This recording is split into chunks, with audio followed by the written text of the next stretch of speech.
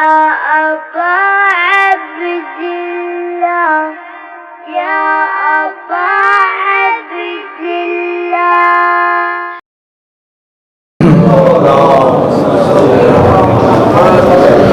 أعوذ بالله من الشيطان الرجيم. بسم الله الرحمن الرحيم.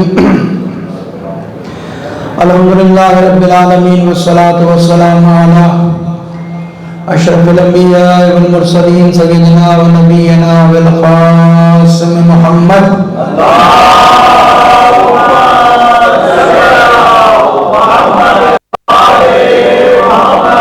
وآله الطيبين الطاهرين المعصومين المظلومين ولعنة الله على أعدائهم أجمعين من الآن إلى قيام يوم الدين. أما بعد فقد قال الله تعالى في محكم كتابه المبين وهو أصدق القائلين وقوله الحق. بسم الله الرحمن الرحيم. إن هذا القرآن يهدي للتي هي أقوم ويبشر المؤمنين الذين يعملون الصالحات أن لهم أجرا كبيرا. صلوات بجی محمد وآلہ.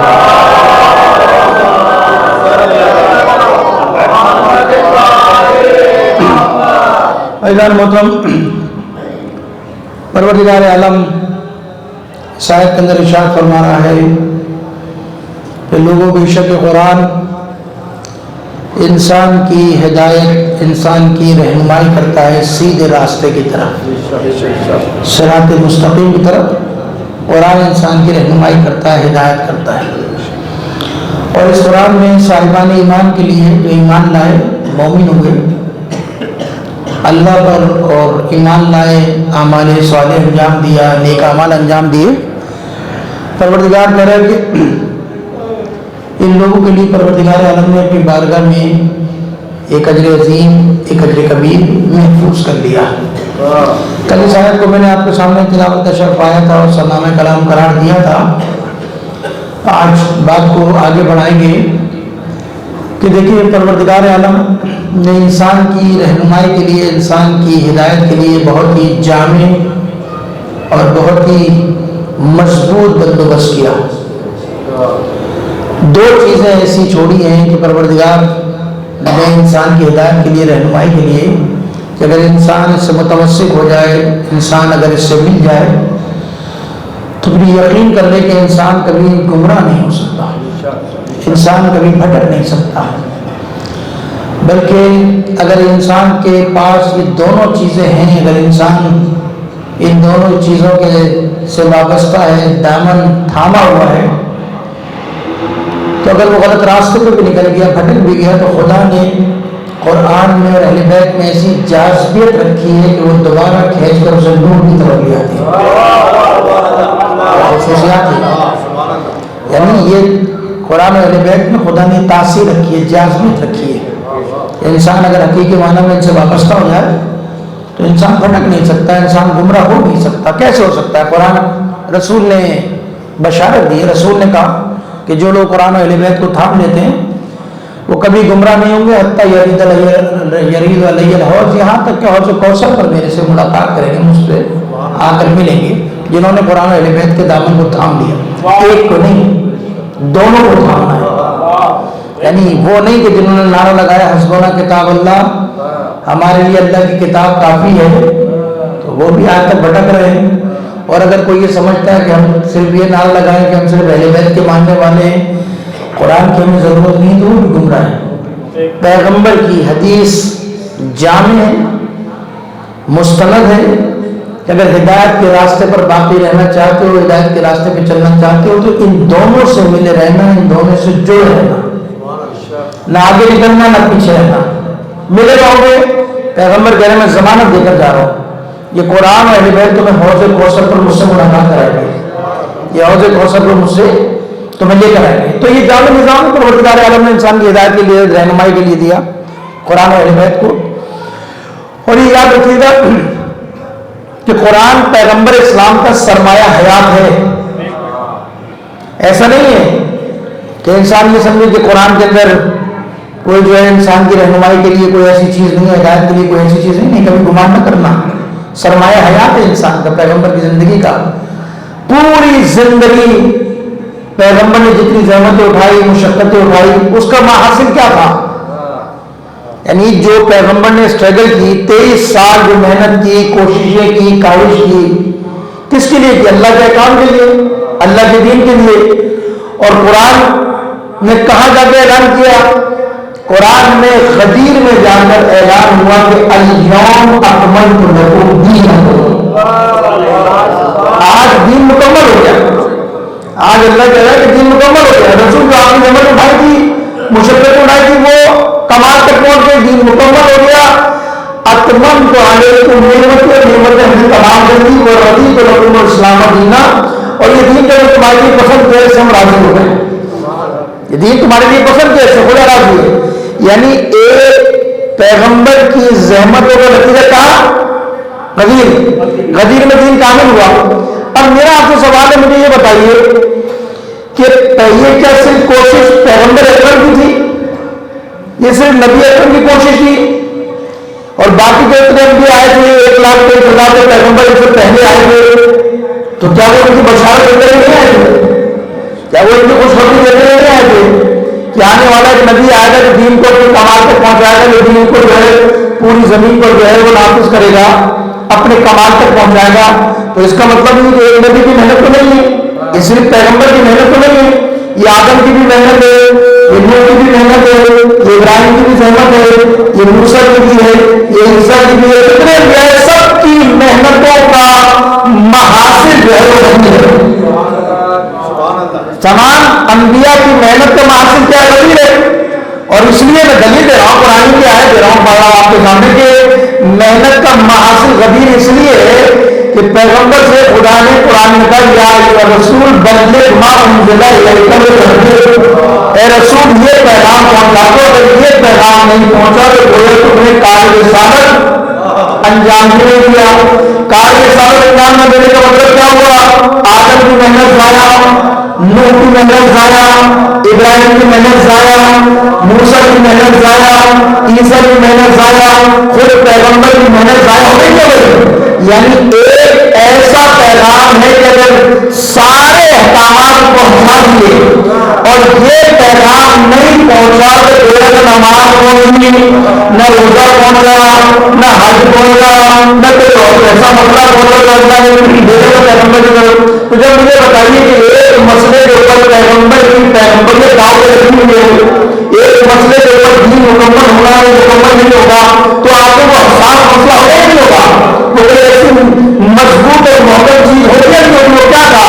وہ صرف غدیر میں بھائی کی ولایت کا اعلان نہیں تھا کہ رسول نے صرف کہہ دیا من کن تو مولا اور پہاڑا مولا، جس کا میں مولا اس کا تعلیم مولا۔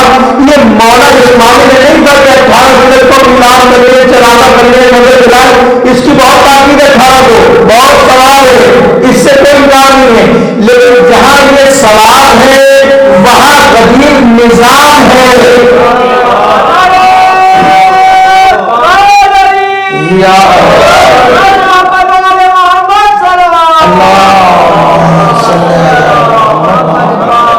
اس کے ثواب سے، اس کی ساری چیزوں سے کوئی انکار نہیں ہے، کتابیں بھری پڑی ہیں، ہماری سب سے بڑی نیکی غدیر ہے، اس میں کوئی شک ہی نہیں ہے، اس سے کوئی انکار ہی نہیں ہے۔ لیکن میں تو صرف یہ کہہ رہا ہوں کہ یہ غدیر صرف اس لیے نہیں کہ میلاد محفل، یہ غدیر کے اوپر پورا دین کھڑا ہے، پوری دین کی عمارت غدیر پر کھڑی ہے، کیونکہ یہ اعلان نہیں ہوا تو دین کی محنت ضائع، نبی کی محنت ضائع۔ تو آپ نے کیا اعلان کیا؟ آپ نے بھائی کی خلافت کا، امامت کا اعلان کرنے کے لیے بتایا کہ دیکھو وہ جو تمہارے ذہن میں منافقت چل رہی ہے، وہ جو تمہارے ذہن میں سب کچھ چل رہا ہے کہ نبی کا تو کوئی بیٹا نہیں ہے، کوئی وارث نہیں ہوگا، نبی کی آنکھ بند ہوگی تو دین کے ٹھیکیدار ہم بن جائیں گے، دین کے مالک ہم بن جائیں گے۔ اسی لیے غدیر نے اعلان کیا الیوم اکملت لکم دینکم، دین کامل ہوا۔ جیسے علی کی ولایت کا اعلان ہوا تو جن کے دلوں میں کفر چھپا ہوا تھا، ساتھ ساتھ خدا نے ان کے کفر کو بھی عیاں کر دیا اور اعلان کیا الیوم یئیس الذین کفروا من دینکم، آج وہ لوگ کہ جن کے دلوں میں کفر چھپا ہوا تھا، نبی تمہارے دین سے مایوس ہو گئے ہیں، تمہارے دین سے مایوس ہو گئے، کیونکہ تو ان کے ذہن میں تو یہی چل رہا تھا کہ نبی کے بعد ہم جانے، دنیا جانے، ہے یا نہیں ہے؟ لیکن قرآن نے کہا دین میں مکمل ہو گیا، ان کے بارے میں بتا دیا، ان کو بھی بے نقاب کر دیا کہ آج یہ کافر مایوس ہو گئے، یہ جو دل میں چل رہا تھا، دماغ میں چل رہا تھا، یہ سب مایوس ہو گیا، ختم ہو گیا، ان کا سارا پلان غدیر میں ڈھیر ہو گیا، سارا پلان غدیر میں برابر ہو گیا سب۔ یہ غدیر کیا ہے؟ غدیر در حقیقت نظام ولایت کا نام ہے، نظام ولایت کا نام ہے، یعنی پیغمبر کے دوسرے معنوں میں کہا جائے، پیغمبر نے جو اعلان کیا وہ اعلان کیا اب میرے بھگوتے میں بھی یہ بات موجود ہے کہ ہم قریب میں اپنے خدا سے ملاقات کروں گا اور تم نے خدا کی بارگاہ میں جواب دو، خدا کی بارگاہ میں جواب دو، اور اعتراض کیا تھا پیغمبر نے، اور اس کے بعد کیا کہا تھا؟ اس کے بعد یہ اعلان کیا، یعنی پیغمبر نے بتایا میرے جانے کے بعد یہ نظام الہی ختم نہیں ہوگا، میرے جانے کے بعد اس نظام کا وارث میرا بھائی علی بن ابی طالب ہوگا۔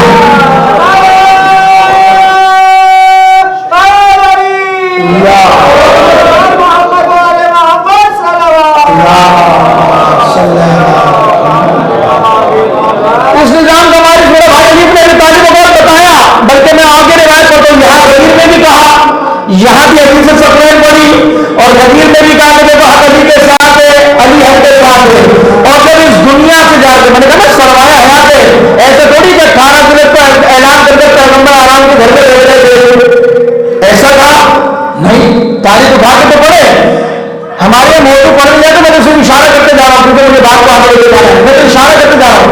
آپ کیا سمجھے کہ پیغمبر اکرم نے علی کی ولایت 18 ذوالحجہ کو اعلان کرنے کے بعد گھر میں جا کر رہ رہے تھے؟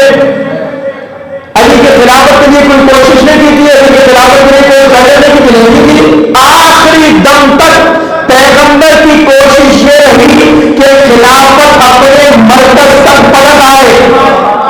آخری دن کی بات کرو، آخری دن، ہمارے تاریخ لوگ سننے کے عادی نہیں ہے، تاریخ پڑھتے نہیں ہے، لوگ سننے کے عادی ہے، کوئی لمحہ کتنے دن زندگی پائی ہے پیغمبر نے؟ 18 ذوالحجہ کو پیغمبر نے اعلان کیا غدیر میں، اور اگلا مہینہ 18 کے بعد محرم آ گیا، 28 کو دنیا سے چلے گئے، 2.25 مہینے پیغمبر کو زندگی ملی ہے، 2.25 مہینے کے اندر کوئی دن ایسا نہیں تھا کہ جس نے علی کے مقام کا، علی کا تعارف نہ کرایا، اور جب دیکھ لیا کہ منافق باز نہیں آتے تو نبی نے کیا اہتمام کیا تھا؟ نبی نے جیش اسامہ کے اندر چن چن کے لوگوں کو بھیج دیا تھا تاکہ یہ باہر چلے جائے تو علی کے خلافت مضبوط ہو جائے۔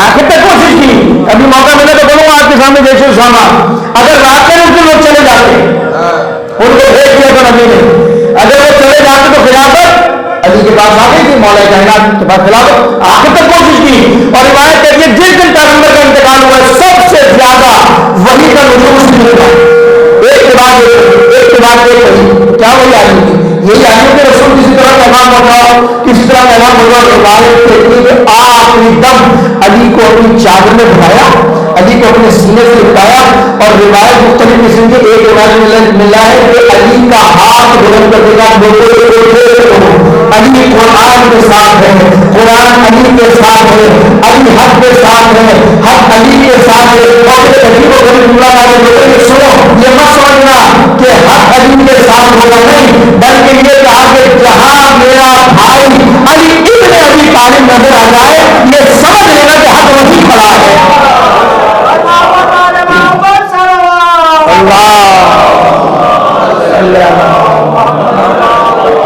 وہی حق ہے، پوری دنیا ایک طرف ہو جائے، پوری دنیا جا کر کہیں جمع ہو کر اپنی قسمت کا فیصلہ کر لے، ساری زندگی دیوار سے ٹکراتے رہو، لیکن اگر واقعاً جو زمین انسان ہوگا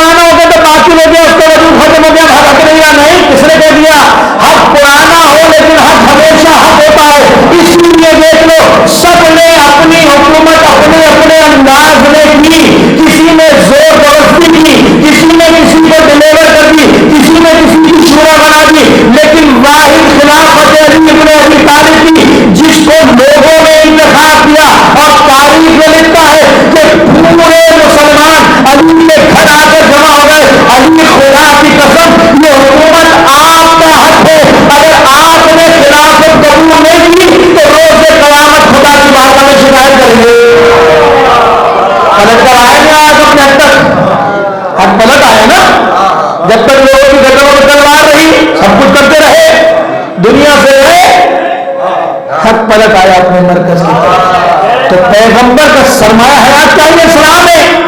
تو اسلام کوئی لاوارث نہیں تھا اس زمانے کے اندر کہ چلا گیا. اور آج بھی یاد رکھیے گا بات ابھی تو اشارہ کرتا چلنا ہوں. جو ہمارے لوگ باتیں کرتے ہیں نا, ہمارے یہاں بھی تو نظریے پائے جاتے ہیں نا, یہی سے بات اشارہ کرتے چلا جاتے ہیں. بس اللہ محمد آل محمد.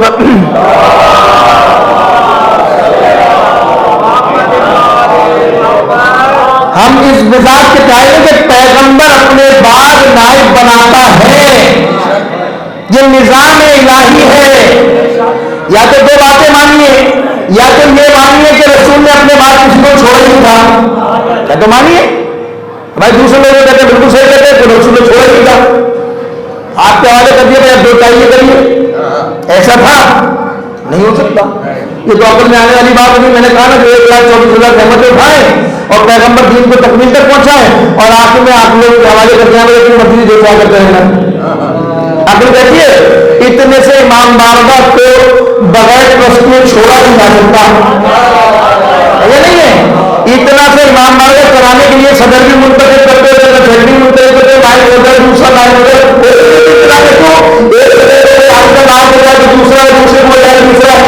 نظام چلانے کے لیے کمیٹی بناتے نہیں بناتے. تو اتنی سی مسجد چلانے کے لیے تو وہ نظام بنے, اور کائنات کے نظام بنانے کے لیے کوئی امام نہ ہو, نبی کے بعد کوئی پیشوا نہ ہو, تو یہ آخر تسلیم کرتی ہے نہیں کرتی کبھی. اس کا مطلب یہ ہے کہ نبی نے اپنے بعد کسی کو چھوڑا تھا.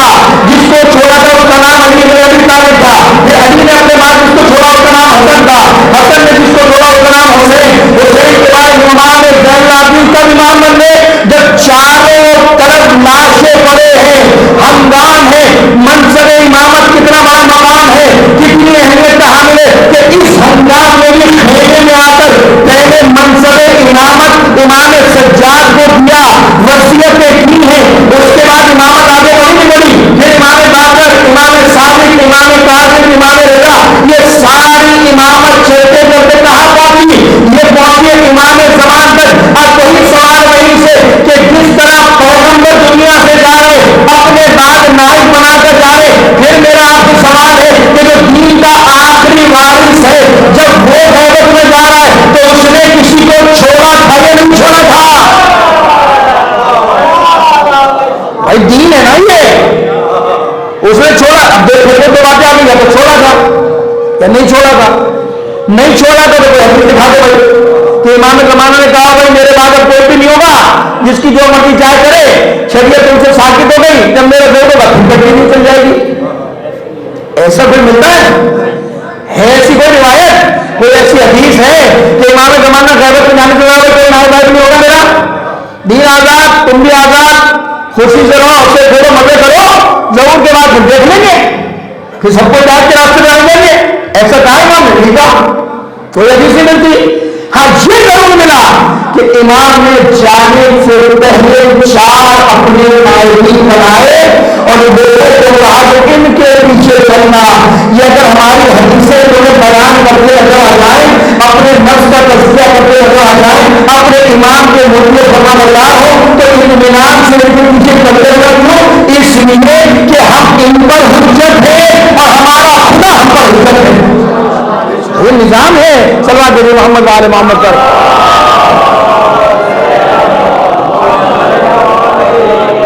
یہ نظام الہی ہے, یہ سسٹم ہے جس کی تعریف قرآن کر رہا ہے. انما ولیکم اللہ ورسول والذین آمنوا الذین یقیمون الصلاۃ ویؤتون الزکاۃ وهم راکعون.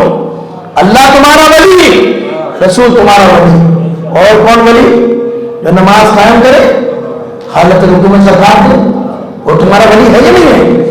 روایت کہتی ہے کہ جناب عبداللہ ابن عباس چاہے زمزم پر بیٹھے تھے, چاہے زمزم پہ بیٹھے, اور وہاں لوگوں کو حدیث سنا رہے تھے. قال رسول اللہ, قال رسول اللہ, قال رسول. صاحب کا نزول بتا رہا ہوں, سنا رہے تھے. ایک شخص آیا جس نے نقاب چھڑائی تھی, وہ بھی آگے کھڑا ہو گیا.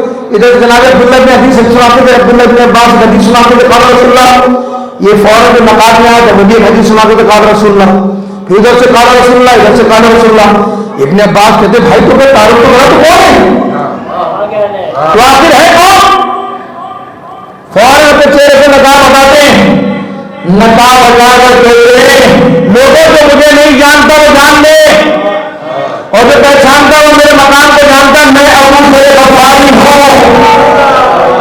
میں ابو ذر غفاری ہوں۔ خدا کی قسم میں نے ایک روز نبی کریم سے نماز پڑھ رہا تھا مسجد میں نے دیکھا کہ ساری مسجد میں داخل ہوا اور اس نے آ کر خدا کے نام پر لوگوں سے طلب کی، مدد طلب کی۔ کسی نے مسجد میں کوئی پڑھ کر جواب نہ دیا تو وہ سائل جانے لگا اور یہ کہہ کر جانے لگا پروردگار گواہ رہنا تیرے حبیب کی بارگاہ میں آیا تھا خالی ہاتھ جا رہا ہوں۔ ابھی یہ جملے ادا کیے تھے کہ روایت دیکھنے جنابے ابو ذر کہتے ہیں کہ علی ابن ابی طالب نے ہاتھ آگے بڑھایا، اپنی انگلی کی طرف اشارہ کیا، وہ سائل نے انگلی اٹھا کر لے گیا، ادھر نبی نے سلام پھیرا اور فوراً ہاتھ بلند کے پروردگار میں تیری بارگاہ میں دعا کرتا ہوں میرے سینے کو کشادہ کر دے، میری زبان کی لکنت کو بہتر کر دے، اور میرے خاندان میں میرے بھائی موسیٰ نے تیری بارگاہ میں دعا کی تھی کہ پروردگار میرے سینے کو کشادہ کر دے، میری زبان کی لکنت کو ختم کر دے، اور میرے بھائی ہارون کو میرا پشتیبان بنا دے۔ اے خدا میں بھی تیری بارگاہ میں دعا کرتا ہوں کہ میرے دل کو کشادہ کر دے، زبان کی لکنت کو ختم کر دے، اور میرے خاندان میں سے میرے بھائی علی ابن ابی طالب کو میرا وزیر قرار دے۔ ابو ذر کہتے ابھی یہ دعا مکمل نہیں ہوئی تھی کہ جبرائیل آیت لے کر آ گئے کہ انما ولیکم اللہ ورسولہ والذین آمنوا الذین یقیمون الصلاۃ ویؤتون الزکاۃ وهم راجعون، کہ اے نبی کہہ دو اللہ تمہارا ولی ہے، رسول تمہارا ولی ہے، اور جو حالت رکوع میں زکات دے وہ علی تمہارا ولی ہے۔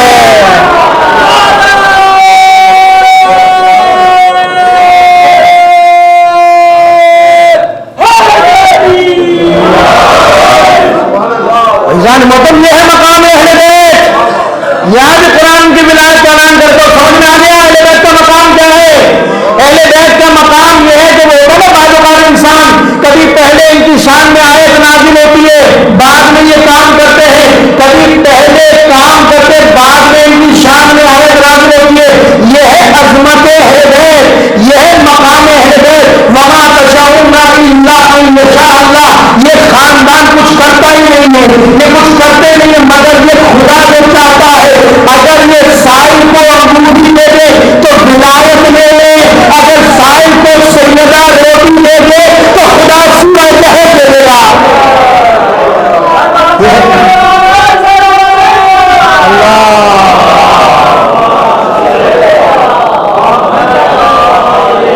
اس خاندان کی عظمت ہے، اس خاندان کا مقام ہے کہ راہ خدا میں اگر انگوٹھی دے دیں تو خدا ان کو ولایت دے دیتا ہے۔ 3 دن سائل آتے ہیں نا، میں نے کہا نا سیدہ کی زندگی کے بہت سارے پہلوات ہیں، صرف فضائل نہیں ہے، یہ فضائل میں سے دوسری فضیلت ہے۔ خاندان کو دیکھو کہ بچے بیمار ہوئے، میں نے کہا نا پہلے عمل بعد میں آیت۔ 3 دن تک بچے بیمار ہوئے، سنوں سے منت مان لی، بیوی نے اللہ سے دے گا میں انتظار میں خدا 3 روزے نیت کر لی۔ اچھا 1 روزے نے 5 روزے رکھے، حد تک فضا میں روزہ رکھا۔ پہلے گرفتار کا ٹائم آیا، سائل آ گئے انما یطعمون الطعام علی حب مسکین، مسکین کو دینے والا ہے، 1 روٹی دے دیتا، دوسرا دے دیتا، یا آدھی آدھی دے دیتے سب مل کر، نہیں سیدہ نے دی، سب نے دے دی، سب نے دے دی، وہ چلا گیا سائل۔ دوسرے دن پھر مسکین آ گیا، ہے کوئی، پھر سب نے اٹھا کے دے دی، پانی سے نمک سے روزہ کھول لیا۔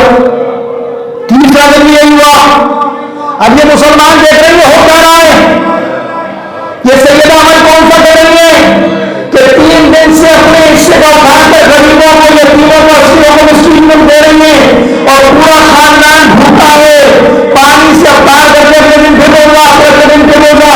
مسلمانوں کی عمل سمجھ میں نہیں آیا، لیکن سورہ جوہر نے نازل ہو کر بتایا کہ خدا کی قسم اگر سیدہ یہ عمل انجام نہ دیتی تو خدا قرآن میں سورہ جوہر کو نازل نہ کرتا۔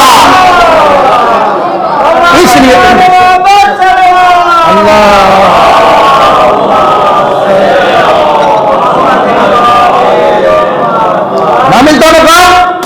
سورہ زہر میں کبھی مقام نہ ملتا، سورہ زہر کو قرآن میں مقام نہ ملتا. تو یہ ہے حفظو، یہ ہے سیدہ نے جو من طریقہ عمل بتایا کہ میری گزارنے کا. اب الگ بات ہے میری تو عادت ہے، جب بات آتی ہے تو میں چوکتا نہیں، بات کرنے میں کر لینی چاہیے، اچھی لگے یا بری لگے، کل تو ویسے بھی آخری ہے یا نہیں ہے. ہمارے منتوں کی صورت حال کیا ہے؟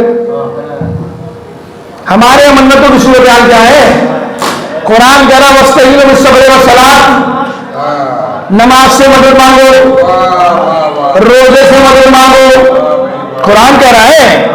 دیکھو ہمارے لیے دو چیزیں نا، ایک اہل بیت کا عمل ہے، قرآن کی آیت ہے، وہی چیز ہے نا، فعل معصوم، قول معصوم، تقریر معصوم، یہی ہے نا. قرآن کہتے ہیں نماز سے روزے سے مدد مانگو. سیدہ پریکٹیکل بتا رہی ہیں کہ بچے بیمار ہوئے روزے رکھے نہیں رکھے. کتنی نمازیں آپ کو تاریخ میں پڑھی ہے، اہل بیت کی مفاتی بھری پڑی ہے کہ یہ مشکل آ جائے تو یہ نماز پڑھو، یہ مشکل آ جائے تو یہ نماز پڑھو، یہ مشکل آ جائے تو نماز پڑھو. تو نماز روزے سے مدد مانگنے کا قرآن میں حکم دے رہا ہے، اہل بیت کسی دن سے دے رہا ہے. ہمارے منتوں کی صورت حال کیا ہے؟ ہم تو مشقت میں ڈالنے کے لیے آپ کو تیار نہیں ہیں. کون اکیلا روزے 3 دن کے روزے 3 دن کون کھائے گا؟ یہ تو شکر کرو 3 دن کے روزے رکھنے کے بعد افطار کے لیے اللہ نے تمہیں روزے دی ہے. اگر وہ موقع آ جاتا یہ سنت بن جاتی تو منت ماننے کا 3 دن بھوکا ہوگا، پھر کیا ہوتا؟ پھر کیا ہوتا ذرا سوچ لیجیے. ایک بھی روزہ نہیں رکھتا، ایک بھی منت نہیں مانتا، اہل بیت کی سیرت میں یہ کہتی ہے. اور ہم تو بادشاہ لے رہے، ہم نے کہا ہمارے یہاں تو منت کوئی تکلیف کی ضرورت نہیں ہے، ہمارے یہاں تو منت بھی ماشاءاللہ ایسی ہے معذرت کے ساتھ اچھی لگے یا بری لگے، ہمارے یہاں تو روزے نماز کے قریب پہ جاتے ہیں منت ماننے کے لیے. بھائی اگر میرا کام ہو گیا تو میں نے منت ماننے کیا مانی؟ ایک کام ملنے والا ہوگا، یہ منت ہے ہمارے یہاں کی، یہ نہیں ہے. اور زیادہ سخت منت ہوئی تو دوسرے میں ڈال دوں گا، ہے نا. یہ تو معاشرے میں جو دیکھ رہے ہیں وہی بتا رہا ہوں بھیا، اچھی لگے یا بری لگے یہی منت ہے نا. اور اہل بیت کے عمل سے کوئی چیز ثابت ہو رہی ہے؟ اہل بیت نے کوئی ایسا کام کیا تو آپ مجھے بتا دیجیے، میری اصلاح کر دیجیے، مجھے کوئی دلیل دے دیجیے، ہے یا نہیں ہے؟ بلکہ میں نے تو ایک جگہ اپنے ایک صاحب کے نہ گئے منتیں دیکھے، میں نے کہا نا آپ کو بات آ گئی جلدی چلی جائے گی. وہ ایک صاحب نے محرم کے اندر مجلس میں بلایا اور بڑی تعریف ویری کر کے آج مولانا ہمارے یہاں بڑی منت آتی ہے. میں نے کیا آتی ہے؟ کہہ رہے ہمارے یہاں منت یہ ہے کہ وہ ابھی کچھ اور وہ ہے بچے آئیں گے تھال رکھ کے سر پہ اور اس میں مختلف قسم کے پھل ہوں گے اور منت آتی ہے. اس میں میں نے کہا منت کیا ہوتی ہے؟ کہا جو بھی جس کی جو منت ہے وہ کوئی پھل اٹھا لے، انار اٹھا لو، کیلا اٹھا لو، سیب اٹھا لو، جو پھل اٹھا لیا. منت یہ ہوتی کہ بھائی یہ تو پھل میں نے اٹھایا، اب جب تک میری منت پوری نہیں ہوگی میں یہ پھل نہیں کھاؤں گی، ہے نا. یہی ہے نا جو معاشرے میں وہ تو بتا رہا ہوں بھائی میں آپ کو. وہ پھل نے اٹھا لیا بھی میں جب تک نہیں کھاؤں گی، آپ کو ویسے پورے سال نہ کھاتا ہوں، لیکن زحمت نہیں ہے نا. ویسے ہو سکتا ہوں پورے سال میں کھاتا ہوں، سیب نہیں کھاتا ہوں، انار نہیں کھاتا ہوں، لیکن اٹھا لیا. آسان کام سے اٹھا کے نہیں کھایا. قرآن کی ثابت کر دو. قرآن تو کہہ رہا ہے نبی تمہیں اختیار نہیں ہے کہ جو ہم نے چیزیں حلال کیے تو اس کو حرام کر دو. نبی کو اختیار نہیں ہے تو پھر تمہیں مجھے کس نے اختیار دیا؟ میں نے کہا ہے شارٹ کٹ راستہ. کبھی خدا کی قسم اللہ کی راہ میں مصیبت آ جائے، مشقتوں میں ڈالو اپنے آپ کو. 100 رکعت نماز مانو، نماز شب کی منت مانو، نماز جعفر تیار کی منت مانو، اس طرح سے جناب سیدہ پڑھ لو. بہت ساری مفاتی میں منتیں دعائیں اور نمازیں موجود ہیں، یہ منتیں مانو، روزے مانو. خدا کی قسم میں مان کے دیکھو. اہل بیت نے کہا ہماری سیرت پر چلو، ہم تمہیں بتائیں گے کہ خدا کو کیسے راضی کرنا ہے. اللہ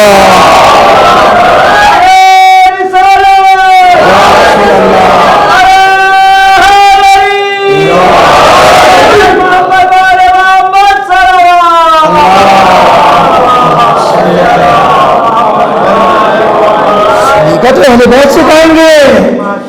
خدا کے قریب جانے کا راستہ تو اہل بیت بتائیں گے نا، کن کن ذریعوں سے خدا کا تقرب حاصل کیا جا سکتا ہے، یا وہ اپنی عقل لڑائیں گے؟ نہیں. خدا کی قسم یہ وہ لوگ ہیں کہ جن کے گھر پہ ملائکہ، الفاظ نہیں ہے، ملائکہ کے گھر میں ٹوٹیاں جلے آتے تھے، نہیں آتے تھے. روایات موجود ہے امام حسن کا چولہا جھلایا کرتے تھے، امام حسن کا چولہا جھلایا کرتے تھے. بلکہ پیغمبر نے جناب سلمان کو سیدہ کے پاس بھیجا کام سے. سلمان واپس دوڑ کے آیا، رسول اللہ غضب ہو گیا. کیا ہوا؟ کہا میں نے عجیب و غریب آنکھیں دیکھا. کیا میں نے دیکھا؟ کیا دیکھا؟ کہا میں نے دیکھا کہ سیدہ کے زانب حسین سو رہے ہیں, سیدہ کی آنکھ لگ گئی ہے اور چکی خود بخود گھوم رہی ہے, آٹا پس رہا ہے. پیغمبر کی آنکھ سے اشک جاری ہو گئے, رو کر ایک جملہ کرتے جانتے ہو کون ہے؟ کہا یہ سیدہ کا مقام ہے. سیدہ جب تھک جاتی ہے تو ان کی چکی جبرائیل چلاتا ہے. یہ ہے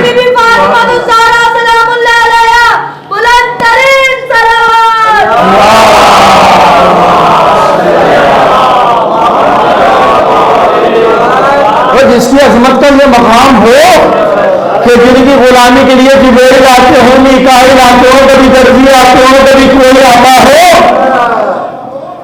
زندگی دیکھو کیسی سادہ, پوری زندگی سیدہ نے فرمائش نہیں کی علی سے, پوری زندگی کہا ہے نا علی سے.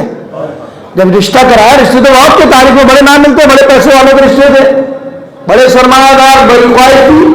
رسول نے ایک ہی جملہ کہا تھا کہ میری بیٹی کے رشتے کے بارے میں مجھے اختیار نہیں ہے, خدا فیصلہ کرے گا. کل میں حدیث پڑھ چکا آپ کے سامنے کہ اگر خدا علی کو خلق نہ کرتا تو آدم سے لے کر قیامت تک کوئی سیدہ ہنکوف ہی نہیں تھا. فیصلہ بھی خدا کرے گا, فیصلہ بھی خدا کرے گا. یہ کہہ کر پیغمبر نے ریفیوز کر دیا, اور جناب مولا کائنات نے جب ہمت کر کے رشتہ بھیجا تو کیا کہا اپنی بیٹی کو, اے بیٹی, کیونکہ لوگوں نے زمانے میں باتیں کی کہ علی غریب ہے, علی کے بعد کچھ نہیں, ایک جملہ کہا تھا, اے بیٹا علی کی غربت کو مت دیکھنا, میں نے تیرے لیے اس شخص کا انتخاب کیا کہ روح زمین پر اس سے زیادہ باقبول شخص کوئی نہیں ہے, اس کا انتخاب کیا ہے. علی غریب ضرور ہے, غریب ضرور ہے, لیکن اس سے زیادہ باکمال, اس سے زیادہ بڑا عالم, اس سے زیادہ بلند ترین انسان کو اس شخص کو میں نے میرے لیے انتخاب کیا. اور خبردار میری بیٹی کبھی علی سے فرمائش نہ کرنا, علی بڑا غریب ہے. کوئی اپنی بیٹی کو کسی کو بھیج رہا ہو شادی کر کے, یہ نصیحتیں کرتا ہے. ہم تو رشتہ ڈھونڈنے میں ڈھونڈ رہے ہو تو پکی نوکری ہے نہیں ہے, اللہ پہ بھروسہ ختم. ہمارے گھر میں جو مشکلات ہیں, جو پریشانیاں, اس کی بنیادی وجہ یہی ہے کہ اللہ پہ بھروسہ نہیں ہے, تو بازو پہ بھروسہ نہ ہے نہیں ہے. رشتہ گیا, غریب کیا کھلائے گا, کہاں سے کھلائے گا؟ اچھا بھیا یہ کھلاتا ہے, خدا کھلاتا ہے بھائی, اس کی نوکری اچھی نہیں ہے. فلاں رشتہ اچھا ہے, 1 لاکھ روپے تنخواہ ہے نہیں, خدا پہ بھروسہ نہیں ہے نا. میرا خیال میں انسان کو یہی ہے, اور کیا ہے, سب کا یہی حال ہے, مولویوں میں غیر مولویوں, سب کا یہی حال ہے بھائی, سچ سے باتیں کر رہا ہوں میں. تو 1 لاکھ روپے تنخواہ چاہیے, یہ نہیں سوچتے کہ شادی کے بعد دوسری نوکری چھوڑ کے پھر جاؤ. یہ بھی تو سوچ لیا کرو کہ بھائی یہ سوچ کے نوکری دے رہے کہ 2 لاکھ روپے تنخواہ ہے, 1 لاکھ روپے تنخواہ ہے, رات کو نکاح ہوا, صبح 1 سے 3 نوکری چلی گئی, پھر کہاں سے کھلائے گا؟ پہلے بھی کھلانے والا وہی تھا, بعد میں بھی کھلانے والا وہی ہے. اعتماد نہیں ہے نا خدا پر. جبکہ نکاح پڑھتے تو اس میں کیا کہتے ہیں, یہ کون فقراء یغنیہم اللہ من فضلہ, اگر تم فقیر ہو تو خدا اپنے فضل سے تمہیں غنی کر دے گا. نبی کی سنت ادا کرو, خدا کی سنت کو ادا کرو, خدا غنی کرنے والا ہے, خدا دینے والا ہے. تاریخ اٹھا کر پڑھو, کتنے کتنے فقیروں کو خدا نے بادشاہ بنایا ہے یا نہیں. وہ ہے خدا کہ جو یوسف کو کنویں سے نکال کر اقتدار تک پہنچاتا ہے, وہ ہے خدا مالک حقیقی. رسول نے وصیت کی کہ علی ہونا غریب ہے, فرمائش نہ کرنا. پوری زندگی فرمائش نہیں کی. اور جب علی کے گھر رخصت ہو کر آئیں گے نا, اب وہ جائز کی فہرست کیا کیا لائیں تھی. حد تک روایت میں کہتی ہے کہ ایک کھال ہے اونٹ کی, دن میں اس پر سیدہ چارہ ڈال کر اپنے جانوروں کو کھلایا کرتی تھی, اور شام کو صاف کر کر اسی پہ سویا کرتے تھے. یہ ہے کون؟ کائنات کی ملکہ, جس کے گھر میں جبرائیل چرکی چلاتے ہوں, اس کے گھر کا یہ عالم سادگی کا. اور علی سے پوچھا جب نبی نے, علی تم نے میری بیٹی کو کیسے پایا؟ جب رات کو رخصت ہو جائے, صبح داماد اور سسر بیٹے ساتھ, رسول خدا مولا کائنات پوچھا, یا علی میری بیٹی کو کیسے پایا؟ عجیب جملہ علی ابن ابی طالب کا, عجیب جملہ.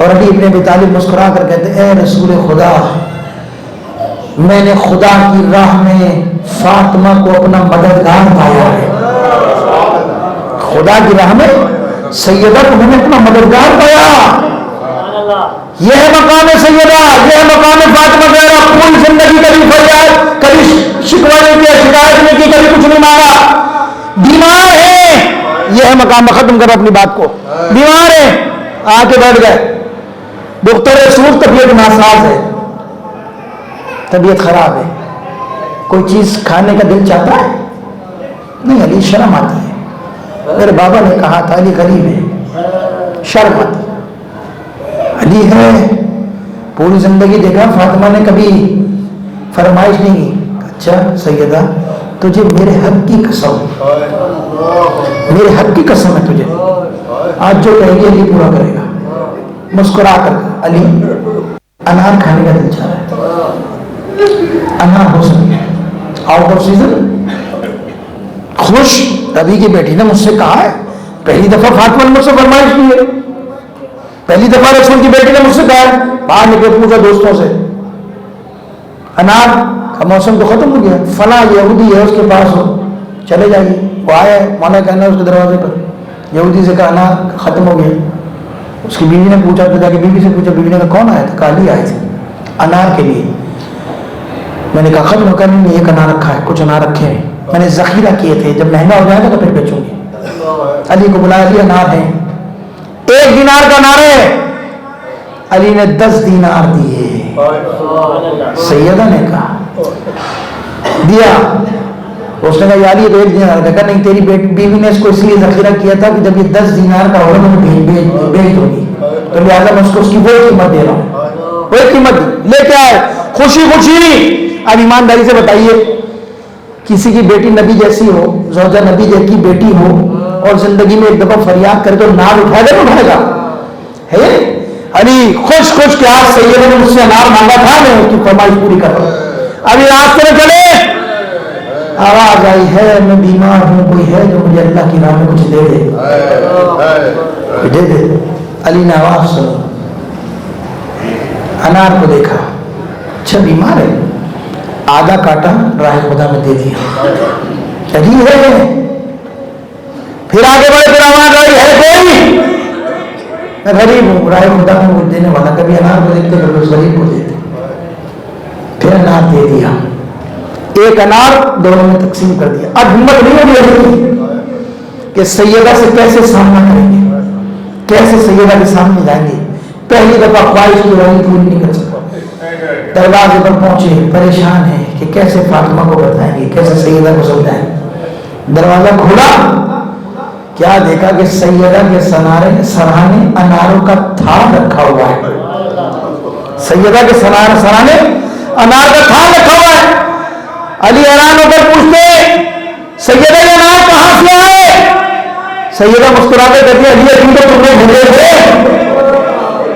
ابھی یہ کافی دارا تھا کہ ابھی نے تمہارے لیے انار بھیجے، ابھی نے گفتگو چل رہی تھی، پیغمبر گھر میں آئے، پیغمبر مسکرا کر کہتے ہیں یا علی یہ انار بہت سے دورہ کے لیے آئے ہیں، وہ جو انار مارنے والا پہلا سال تھا وہ فرعون کا جبرائیل تھا، دوسرا مارنے والا میکائیل تھا، یہ اللہ نے تیرا امتحان لیا تھا، تو اپنے امتحان میں پورا ہو گیا، اللہ نے فاطمہ کے لیے جنت سے انار بھیجے ہیں۔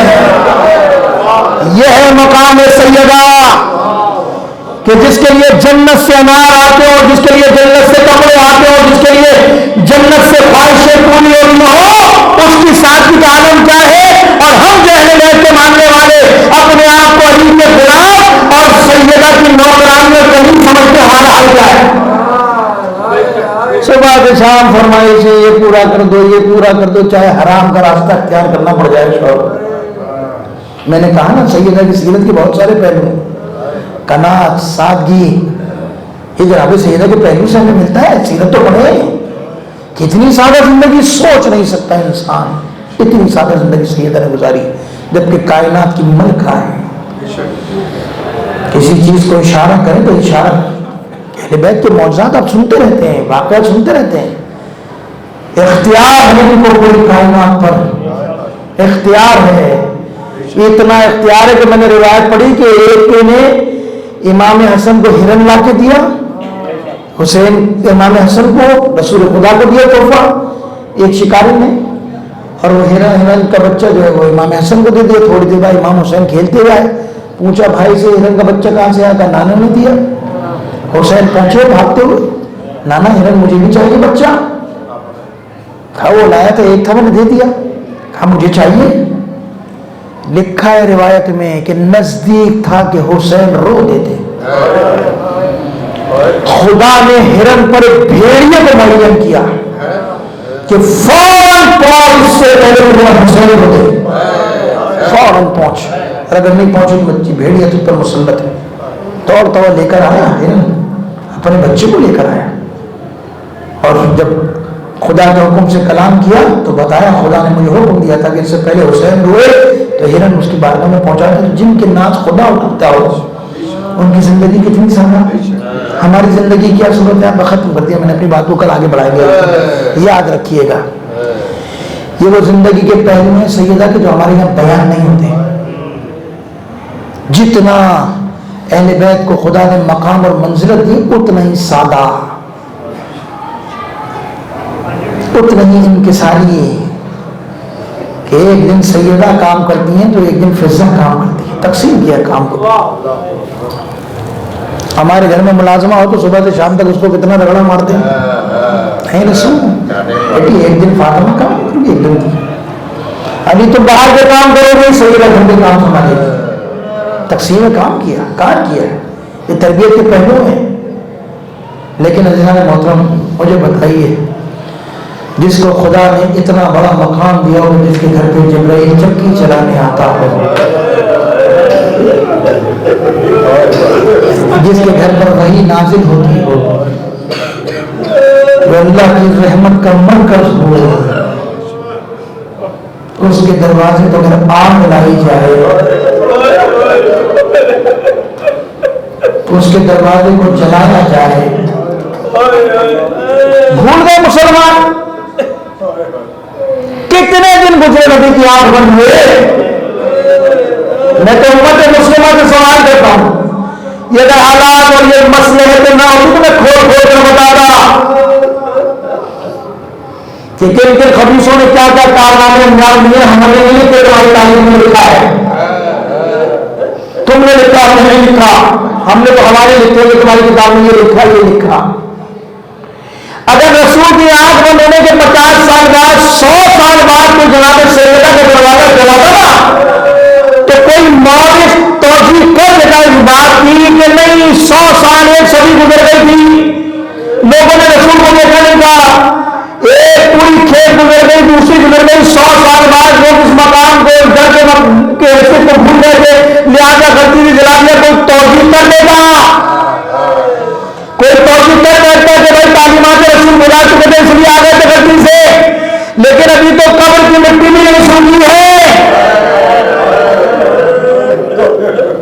ابھی تو یہ بھی نہیں بھولے کہ جب رسول جایا کرتے تھے مدینے سے باہر تو پہلے فاطمہ کے گھر پر آ کر سلام دیا کرتے تھے، حاضر کیا کرتے تھے، اور جب واپس آتے تھے تو پھر بھی سیدہ کے گھر پر بار بار اس در پر آ کر بتایا کرتے تھے کہ یہ وہ در ہے کہ جس کی تعظیم کا میں نہیں، خدا تمہیں حکم دیتا کہ دروازے کی تعظیم کرو۔ لیکن امت نے کیسی تعظیم کی ہے۔ آزادان حسین، کہاں سے روایت شروع کروں، کہاں سے پڑھوں؟ بس کربلا کے اندر اور مدینے کی گلیوں میں یہ فرق ہے، یہ واضح فرق آپ کو نظر آئے گا۔ کربلا کے مسائل میں اور مدینے میں بی بی کے مسائل میں جو فرق نظر آئے گا وہ یہ نظر آئے گا کہ کربلا میں ماؤں کے سامنے بچوں کو مارا گیا، کربلا میں ماں کے سامنے بچوں کو مارا گیا، کبھی سکینہ کو مارا گیا، کبھی گاڑیاں مارا گیا، لیکن یہ مدینہ عجیب ہے، کربلا جیسے انجام میں کسی کی ایک جھگت نہیں ہوئی، ماں کے سامنے بچوں کو مارا گیا، لیکن یہ مدینے کے لوگ تھے، اس میں عجیب تعلیم کی کہ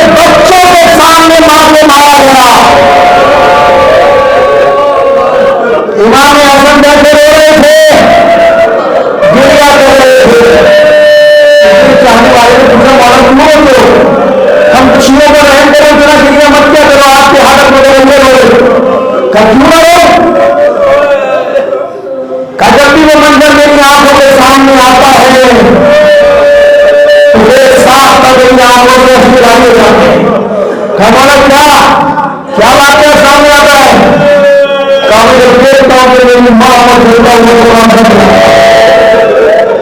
ہمارا کیا ہوا تھا آپ کی ماں کو دنیا سے لے کر انسان کی جگہ آج بھی ہوتے آپ آخر کیا قیامت کی کیا مسائل ہوں گے امام حسن روزہ دیتے ہوئے چھوٹا سا تھا میرے بیٹے جب ظالموں نے دروازے کو توڑا تو دروازے کے پیچھے لوہے کی تین نکلی ہوئی تھی میرے بیٹا جب دروازہ دینا شروع ہوا تو چلنے کے سبب سے لوہے کی تین سرخ ہو چکی تھی امام حسن فریاد کرتے چیخ مار کر کہتے ارے سنے گا کیا قیامت کی ہمارا کیا ہوا اگر ظالموں نے دروازے پر لات ماری ہے تو میں نے دیکھا وہ جھڑتی ہوئی میری ماں کے پہلو میں جا رہی